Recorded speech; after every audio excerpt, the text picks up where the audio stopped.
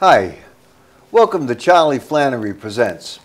I'm your host, Charlie Flannery, and I'd like to present the widow of the late Sal Bianchi, Concetta Bianchi. Concetta, welcome to Hi, Charlie Flannery Presents. Thank you so much for having me, Charlie, but please call me Connie. All my friends do, so I'll call me Connie. All right, Connie. You've just been acquitted of the murder of your husband in one of the most highly televised criminal trials since tabloid TV started. The media dubbed you the Black Widow. I know, that's a very hurtful name, but yes, this is all true. You know, I have to say, oh, and everybody from Nancy Grace to TMZ to Piers Morgan wanted to get you on their show to tell your story, and yet you chose to come on Charlie Flannery Presents. That's Why? Right. Well, you know, to hear the things that those people had to say about me, Charlie, Nancy Grace in particular, I mean, that woman really, she broke my heart. I watch her show a lot. And she's cruel. She can be very cruel. I mean, I appreciate the work that she does, you know, when she's helping to find lost babies and things like that. But in this case, she really didn't give me a very fair shake. And, you know, Charlie, I watch your show. I have a lot of respect for you. I think that you're a very fair man. I don't think that those other people were very fair towards me. And I know that you're a good person and a kind person from what I see on your show and the way that you treat your guests. And, you know, you're a man's man, and I appreciate that very much, Charlie. So thank you for having me. You know, you filed for divorce and moved into the Four Seasons 3 days before Sal's death. When the prosecution brought up that detail about the fact that Sal's body was found with a pair of your nylon stockings wrapped around his neck and one of your stiletto heels shoved up to a place where the sun don't shine, I had my doubts as to whether the jury was going to buy into it, but apparently they became convinced that Sal was a one-man XXX fest. You know, Charlie, pardon me, this gets me. To see those images in the courtroom of how my husband passed was very heartbreaking to me. You know, Sal was a pillar in our community. You know, we live in Long Island in Garden City, and the people talk. Everybody loved him. He was a man, a patron of the arts. He was big into the church, big into the community, and you know, and when I found out about this double life, I couldn't live the lie anymore. I had to leave. And I just, you know, to think that he was living this double life, it was very hurtful to me, you know? And I'm a victim here too. So it's, I don't know what to say, Charlie. I mean, I maintain my innocence. I loved my husband. He was a good man. He was maybe a little perverse, you know, it's just the whole thing it was shocking to me as well how he passed. I think your goodness came across in the trial. It really did. How did you meet your late husband, Sal?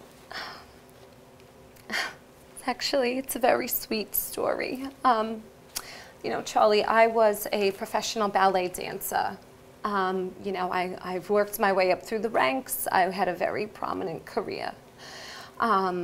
But unfortunately, the ballet world was not paying my bills the way that I needed it to. I like the finer things in life. I don't think that there's anything wrong with that, Charlie. Not at all, not at all. So one day, a man came to one of the performances, I won't say his name, and he invited me to dance at his club. He said that I was a beautiful woman and that I should dance at his club. So I went to check the place out, and quite frankly, it was very low rent. You know, I am not a prostitute by any means. My mother raised me right. But I will say there's something about that whole Vegas thing, you know, the pasties and the thongs. Those women are so glamorous. They're so glamorous. They are. And really I are. just, you know, I was approached again a couple of months later by somebody, and they wanted me to come and dance for their club. And it was a very high-end experience. So I think it was, it was referred to as a nudie bar by the Midnight View. Well, listen, the ladies at the Midnight View are just as petty as the ladies in Garden City, and I don't know what to say about that. But, you know, my performance was burlesque. Topless, yes, but burlesque, and I did it in point shoes. I went by the stage name of Sugar Plum. And, you know, Sal came in one day, and he came in with Father Nagel, who is, you know, a priest at our local church. He was an interesting figure during the trial, but maybe more on him later. Go on. Yes, Father Nagel is quite the character, but, Yes, you know, yes. they were there on a mission from God, and they were trying to help the girls. So Father Nagel would bring the holy water, and he would have us wash ourselves, and they would talk to us a lot about religion and finding the church. And so Doing God's work. they were doing God's work. I believe that to be true. I don't know how my husband strayed from that path, but he really was doing God's work. So next thing you know, we hit it off. Father Nagel, I think I got Sal's attention because, you know, I was always very sassy, and he said to me that, you know, I needed to wash my body with the holy water, and I didn't really understand what that meant. So I turned to him and said, well, gosh, Father Nagel, maybe we should all gargle with it. Well, that got Sal's attention. And the next thing you know, he asked me out on a date, and Who, we Father really hit Nagel off. or Sal? Sal did. Oh, Sal, did. okay, yeah. Father Nagel, he is a man of the cloth. Uh-huh. So I went out with him, and we had a wonderful time, and he really showed me, you know, a fine life. He introduced me to all of his society friends. And then the next thing you know, 6 months later, we were getting married. It was a real whirlwind, Wow. and it was amazing. But, you know, I would go to church, and there would be whispers, and there would be some very weird things. Yeah, we had a very active sex life, Sal and What- I. Tell me about that. Was it normal? Wait a minute. That was a dumb question. What is normal? You know what, Charlie, what is. I mean, you know, in the words of Bill Clinton, I don't know. And regarding the women at the church, you know, people can be so petty. They really can. They really can. They were very mean and vicious. I would hear whisperings, but, you know, like I said, my husband was a pillar in the community. He was a very good man.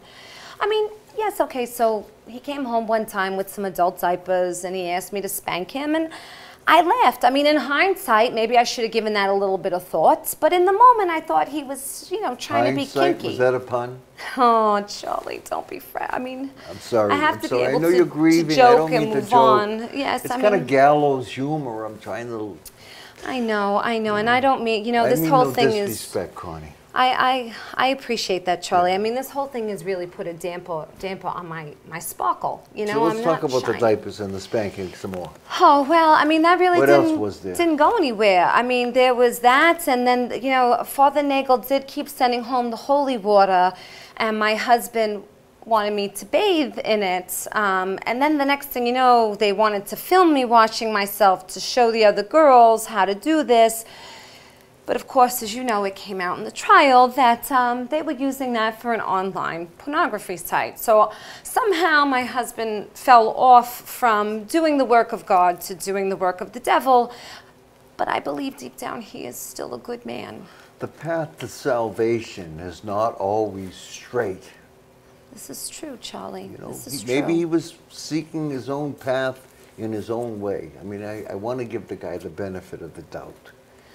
I would like to believe that. I mean, I don't know. There was some rumblings when I was at the church always about, you know, all of this online dating. A lot of the women were very unhappy in their marriages. I was not. I was a very happy woman. You were married for almost 7 years. Actually 10, Charlie. We Oh, were wow. married for 10 years. In fact, my husband's stepdaughter, my stepdaughter actually, pardon me, my husband's daughter, my stepdaughter, Lucia, she's, for 10 years, I mean, she was just the thorn in my side through this whole marriage. And then last year, Well, 9 wait a years minute deep. now. Sal, I never knew. Sal was married before? Oh, yes, yes. What happened with his first wife? Well, you know, it's a very funny thing. When we had met, he and Cecilia were separated. Apparently, they were just no longer compatible. Again, in hindsight, no pun intended, she couldn't fulfill his needs anymore, and they were not compatible. You know, I was very young. I was very young when we met, and I didn't know what not compatible meant. So now I wonder, was I not compatible for my husband? I mean, It takes two to tango. it really does. But In this case, though, there was more than two. I mean, he had all of these other women when he got caught up in this underground second life that he was leading. Which, But when did this all come to light? Because you were married for 10 years. Was it like the diapers, the spankings, the handcuffs, the videotapes? Was it all like that from the get-go, or did it happen over time? Yeah, well, our honeymoon was quite nice. Where did you go? We went to Hawaii. Nice. Yeah, it was quite nice. I mean, I'd never really experienced anything like that. Everything was top shelf.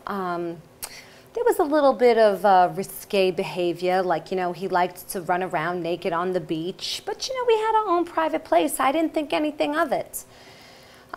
Later on, I found out that there was a man hiding in the bushes taking pictures of us frolicking on the beach. That was also used on an online porn site. I mean, I still maintain that the man, you know, he was just sucked in by the devil. He started out doing the right thing. I mean, he saved me. He gave me salvation through the church. You know, I keep thinking this whole story, what's that guy that's running for mayor in New York? The guy that was posting... Weena. Oh, Weena, good God. yeah, he was posting naked pictures of himself before, and now it's coming out.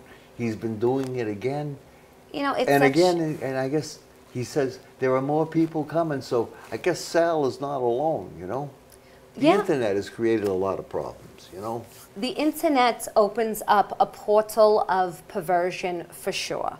But I don't want to condemn everybody who goes online, Charlie. I mean, look, I shop for these shoes online. Are they a sin? No. I mean, they may be similar to the ones that were shoved up my husband's rectum, but that doesn't make it a sin that I happen to like this pump, and I bought it online. You know, one of the things I was most surprised by, as the details were coming out of how Sal died, and the stiletto heel was mentioned, and the tweets were just going everywhere. I never realized how vast the amount of people with a shoe fetish were. I mean, there must have been millions of people tweeting. They were all excited. Me too. I love the shoes. You know. Let me tell you. It's a bizarre world out there. It is. There is, you know, people have their perversions, and my husband was very much into shoes. It is true. Sometimes I would catch him wearing my shoes. He loved to smell my feet, kiss my feet. It was weird, but it was all part of a foot massage, and I wanted to be a good wife to my husband. I can't find anything wrong with that as long as he was keeping it inside of our marriage. Shoes don't do a thing for me. I mean, they look nice. I like to watch a woman with nice shoes. Fishnet stockings. That's my thing. Oh, Charlie, I had no idea. It's just coincidence. Yeah. I happen to like them. They're very burlesque. I like to wear them too myself. Oh, goodness, Yeah, Charlie. I do. You were on TV I do. here. But that's the only thing. I mean, other than that, I'm not into the other stuff. But fishnet stockings, yeah, kind of a, you know, it doesn't make me a bad guy. Doesn't make you a bad guy, but perhaps maybe, you know, some things I think we need to learn as a culture and society now to use a little bit more discretion. You know, I don't think that the whole world needs to know our perversions and fetishes. I don't think that God intended it that way. I think that what goes on behind a bedroom with man and wife is supposed to stay that way and not be put out all over the internet. And certainly my husband, if he wanted to have an open marriage, He should have let me know. I just, it's very hurtful to me that, you know, these fetishes and things escalated so much to the point where the man was tied up with my stockings and bludgeoned with my own shoe. Tell me about the problems with your stepdaughter. Because I think it was at that point that you won over the jury's sympathy. And not the media, of course, but mine as well. Okay. Lucia and I are very close in age. That has always been a bone of contention with her. She had daddy issues. And I understood and knew that when I married her father. I had wanted to be friends with her. I really did. But, you know, she couldn't help herself but to be evil. You know, she never came to church with us, now that I come to think of it. And so 10 years into my marriage, Lucia started to befriend me, and I really thought that it was a miracle, an answer to my prayers. And she was very friendly. I mean, we would go out, we would get drinks, we would go dancing, we would go shoe shopping, and you know, she wears the same size shoe as me. So anyway, come to find out that this was all a ruse. She was just using me to get closer to her father, because her father disowned her the day that she called me a stupid slut. He didn't appreciate that. Neither did I, quite frankly. But he disowned her, so then she came back around, and come to find out it was all fake, because she was trying to push me and Chichio. Chichio is our little prize dog, Shih Tzu. She has won many awards, Chichio. In fact, she couldn't be here today because she's walking with Constantine in the Little Miss Paws pageant. She is a title holder. Now, Constantine, that's the fellow that the media dubbed the dog handler. Well, he is my dog handler. I don't even understand that. You know, like how they glom onto these names. That was Constantine's role. That's how we met. Constantine helped me train Chichio to become a prize-winning dog. I mean, she is an impeccable showgirl. And like her mother, it requires training. I mean, you don't get out of bed, ladies, and look like this. You have to work at it. And Chichio really needed some work and some training. And thank God for Constantine. He has been my rock through this whole ordeal. So getting back to Lucia, though, she flipped out when she found out that in her father's will, he had changed it up. And he had added the girls at the Burlesque club to the will, because he wanted to make sure that he was helping them out after he had passed. That was her share. I mean, what looked bad for you was your share was still intact. Yes, yes, that is very true, but that was not my doing. That was my husband's doing on his own accord, because I guess he saw right through her, and the day before he was murdered, they had a terrible fight. Now, I'm not saying that she did it. I'm not. I don't accuse like that. That is for God to judge. However, they had a terrible, terrible fight the day before he was found in that awful, awful situation. So as we speak, I mean, you've been acquitted, but Sal's murderer is still out there. This is very true, Charlie, and it makes me very afraid for my life. It does. And you know, there was some very weird things that had happened after that. I mean, I get strange reactions. Women high-five me on the streets. During the trial, Frankie the Fixer, a known mob guy, came up and handed me a $40,000 check and said, "You done great, baby." I don't know what that means. I mean, I kept the money, because who am I to turn down a gift from the mob? I mean, the next thing you know, I'm on a list. I can't have that, Charlie. No way. Can't have it. Give him my name. I'll take the 40. Well, I put that money to good use. I did. I put it towards animal shelters to help those dogs get into shows, because I think shows for dogs help save their lives. I wish you had been able to bring Chichio here. Now, let me ask you something. Yes. I know how much you love that little Shih Tzu. There was never, how do I say it? there was never any sexual abuse of Ciccio by Sal that you know of. Oh, good God, Charlie. I would have definitely killed him myself if I thought that that was something like that, because really, she is my fur baby. We have no children in our marriage other than Lucia. God rest her soul. You know, Ciccio is my baby dog. I would know. She would behave differently. There was no love for Ciccio. Sal was very attention needy in our relationship, which I thought was very cute. And he didn't appreciate how much I fawned over the dog. And he's not really a dog person. And he specifically didn't appreciate the friendship that had formed between Constantine and I. Now, no one ever looked suspiciously upon Constantine. No, no. Because there was somebody trying to throw that out there. Oh, please, the tabloid fodder was crazy. They were saying Connie and Connie. You know, Connie and Connie the dog handler. Yeah, Con. Connie the Black Widow and Connie the dog handler. Yeah. You know, he like you say, he was strictly a platonic friend all those years. He was my rock. I mean, my relationship with my husband had some ups and downs, but there was I mean, he is my friend, and I mean, you know, Charlie, now, there were photos that had come up. You know how the media is. They will twist things any which way that they want. And there were some photos that had come up in the tabloid of Constantine after a show. Ciccio had won, and I was crying, and he hugged me. And, of course, the tabloid headline, you know, Connie and Constantine sitting in a tree. I mean, it was ridiculous. And that sent my husband over the moon because, of course, Constantine had just submitted his bill. But we had a victory. I can't blame the man. He should be paid for his work. Absolutely. This is America. Yep. But I will say I do have an announcement, a couple of announcements, actually, here on the show that I would like to make to you. Well, before you do that, you had mentioned that Constantine had helped you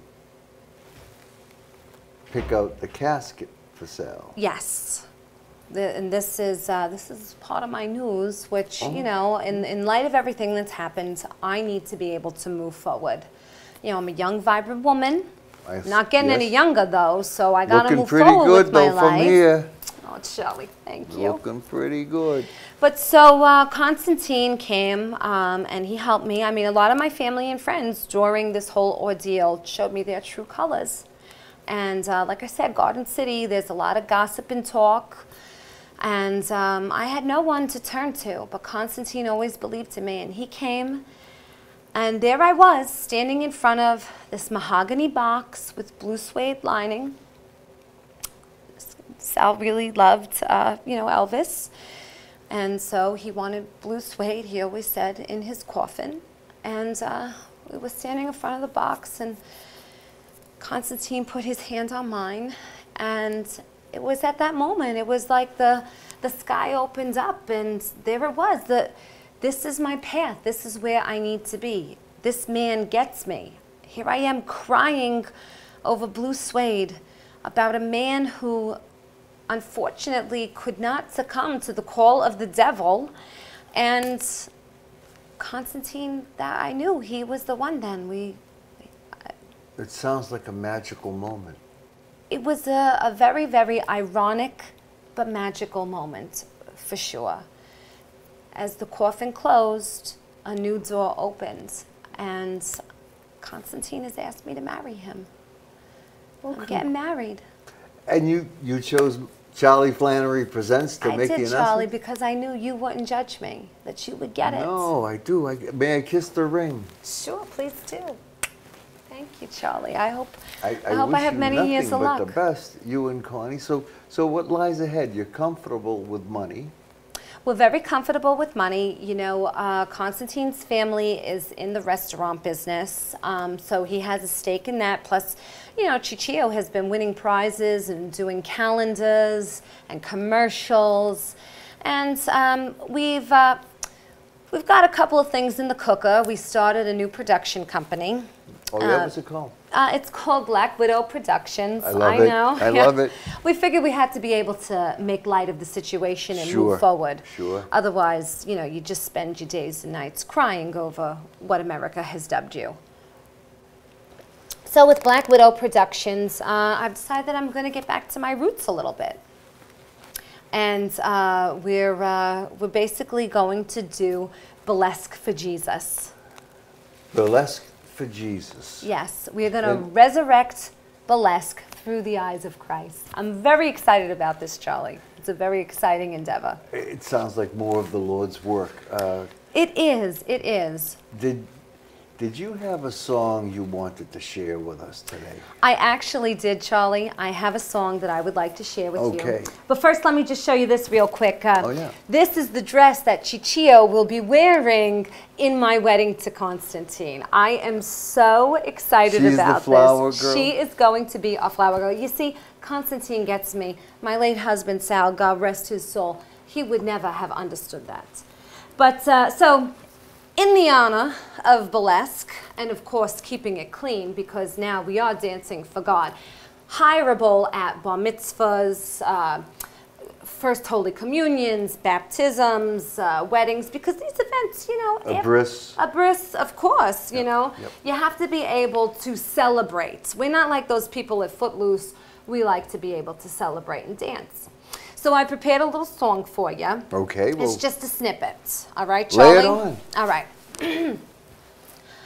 The minute you walked in the joint, I could tell you were the hands of the devil. Your clothes were all disheveled. Sin in your eyes, booze on your breath. Why don't you keep your hand to yourself and eyes off my chest? Is that your hand on my thigh? The one with the wedding ring, well, aren't you a real swell guy? Married scumbag, go home and give Jesus a hug. Tell him the Black Widow sent ya. Bravo, bravo, Connie.